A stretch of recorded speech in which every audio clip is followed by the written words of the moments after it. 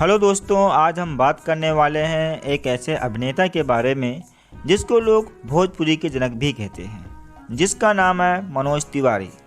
मनोज तिवारी एक भारतीय राजनीतिज्ञ, गायक और अभिनेता हैं। उन्हें भोजपुरी फिल्मों में शीर्ष अभिनेता के रूप में पहचाना जाता है, लेकिन अभिनय से पहले वे लगभग 10 साल तक गायक रहे। वह एक राजनेता और क्रिकेट प्रेमी भी हैं।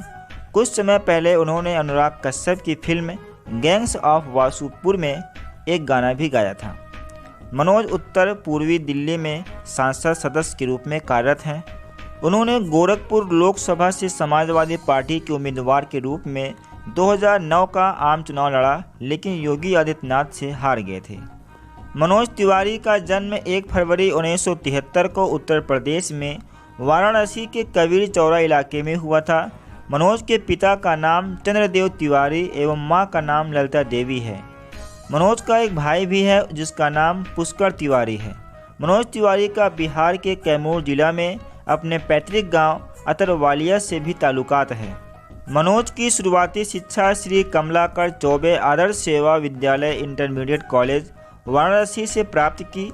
उसके बाद उन्होंने आगे की पढ़ाई के लिए बनारस हिंदू विश्वविद्यालय BHU में दाखिला लिया, जहां से उन्होंने साल 1994 में MPed डिग्री हासिल की। मनोज के बचपन से ही गाने का शौक था, जिसको आगे चलकर उन्होंने अपने कैरियर बनाया। हालांकि उन्हें बाद में अभिनय से अच्छा पैसा दिखाई दिया, जिसके बाद में वो अभिनय के क्षेत्र में शिफ्ट हो गए। मनोज जब 1999 के आसपास जब थोड़े प्रसिद्ध हो गए थे, तब उन्होंने शादी करने की सोची और उन्होंने साल 1999 में क्रिकेटर महेंद्र सिंह धोनी की मुंह बोली बहन प्रतिमा पांडे से शादी की। तिवारी से शादी के बाद प्रतिमा ने अपना नाम बदलकर रानी तिवारी कर लिया। रानी तिवारी एक डायटीशियन होने के साथ साथ रीति स्पोर्ट्स कंपनी भी चलाती हैं। वह कंपनी की निदेशक मंडल में भी हैं। रानी तिवारी की कंपनी रीति स्पोर्ट्स टीम इंडिया के पूर्व कप्तान महेंद्र सिंह धोनी की मैनेज करती हैं, जिससे पहले धोनी ने रानी तिवारी का म्यूजिक वीडियो भी लॉन्च किया था। मनोज एवं रानी की एक बेटी जिसका नाम श्रुति तिवारी है। शादी के कुछ सालों बाद मनोज एवं रानी के बीच मनमुटाव शुरू हो गए। ऐसा माना जाता है कि मनोज के बिग बॉस 4 के हिस्सा लेने के बाद उनके बिग बॉस 4 की प्रतिभागी श्वेता तिवारी के चल प्रेम प्रसंगों से परेशान होकर उनकी पत्नी ने उन्हें तलाक दे दिया था। मनोज अपनी पत्नी से तलाक नहीं लेना चाहते थे, लेकिन पत्नी की इच्छा के आगे उन्हें झुकना पड़ा और आखिरकार साल 2012 में तलाक ले लिया। तलाक के बाद उनकी पहली पत्नी रानी अपनी बेटी के साथ मुंबई में रहती हैं।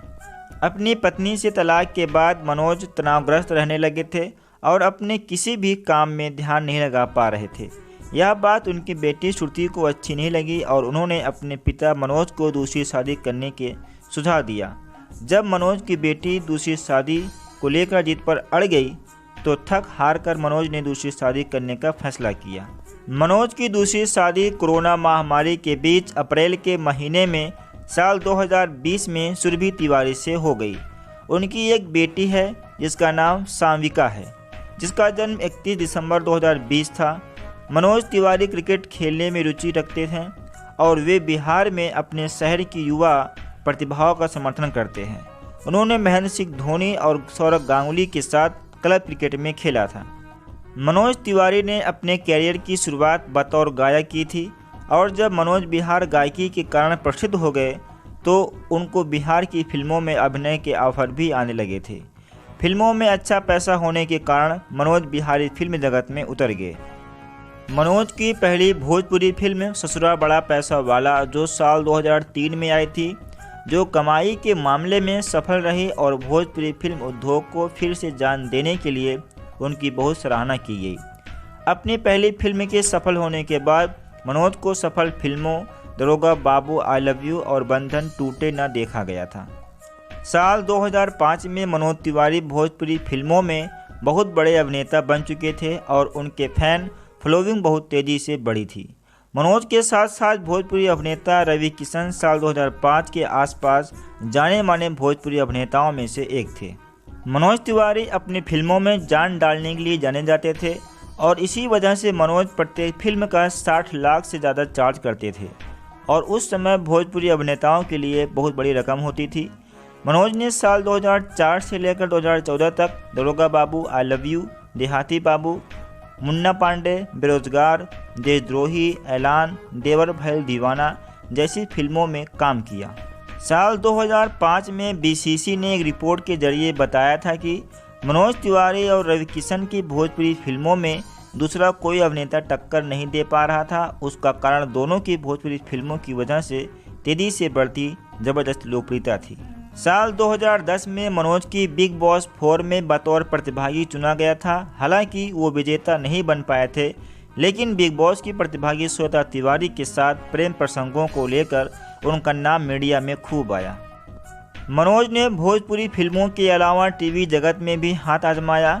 साल 2010 में बिग बॉस 4 से टीवी जगत में शुरुआत करने के बाद वे साल 2012 में भारत की शान सिंगिंग स्टार सीजन 2 मेजबानी करते हुए दिखाई दिए।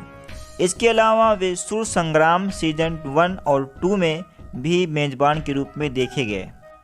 साल 2013 में लाइफ ओके चैनल प्रसारित रियलिटी टीवी शो वेलकम बाजी मेहमान नवाजी की में बतौर प्रतिभागी देखे गए। साल 2018 में उन्होंने नहले पे दहला शो में एक मेजबान के रूप में प्रस्तुत हुए। 2009 में तिवारी ने गोरखपुर निर्वाचन क्षेत्र में समाजवादी पार्टी के उम्मीदवार के रूप में 15वीं लोकसभा के लिए चुनाव लड़े। उन्हें 3 निर्वाचन क्षेत्रों के विकल्प की पेशकश की गई थी। साल 2009 में मनोज ने शिवसेना के बारे में कुछ गलत टिप्पणी कर दी, जिससे मुंबई में उनके घर पर हमला कर दिया गया था। हालांकि बाद में उन्होंने सभी बयानों को साफ तौर से नकार दिया था। साल 2011 में खबर आई थी कि भाजपा सरकार उन्हें अपनी पार्टी में आमंत्रित करने की इच्छुक है, जिस पर मनोज ने कहा था कि इस आमंत्रण के बारे में सोचेंगे। साल 2014 में उन्होंने भाजपा की तरफ से चुनाव लड़ा और उत्तरी पूर्वी दिल्ली लोकसभा चुनाव क्षेत्र जीता। उन्होंने आप के आनंद कुमार को 1,44,084 मतों के अंतर से हराया। तब से लेकर अभी तक वे भारतीय जनता पार्टी के साथ बने हुए हैं।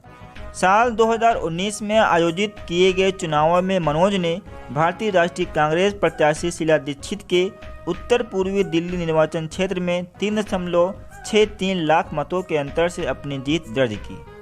तो दोस्तों, आप सभी को मनोज तिवारी के बारे में जानकर कैसा लगा, प्लीज़ कमेंट बॉक्स में अपनी राय जरूर मेंशन कीजिएगा। धन्यवाद।